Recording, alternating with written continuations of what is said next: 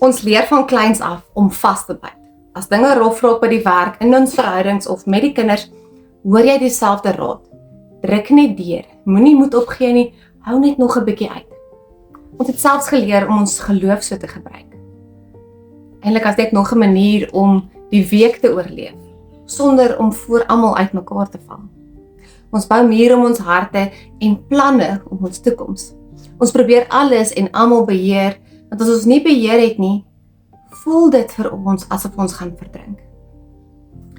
Maar as ons eerlik wil wees oor hoe vryheid regtig lyk, moet ons gaan stil sit by die woorde wat Jesus destyds vir mense soos ek en jy gesê het.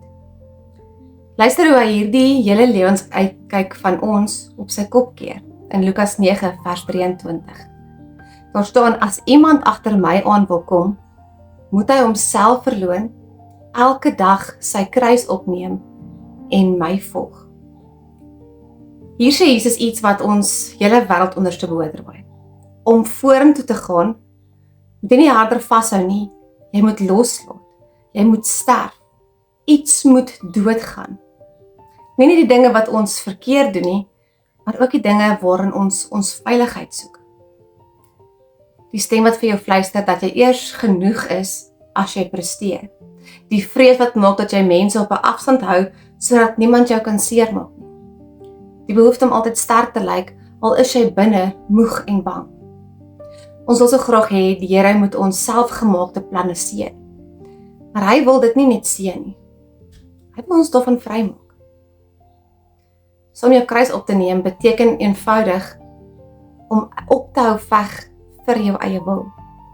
Dit is 'n stil gebed wat sê, Here, ek kan nie meer hierdie lewe self probeer bestuur nie. Ek gee my reg op om in beheer te wees.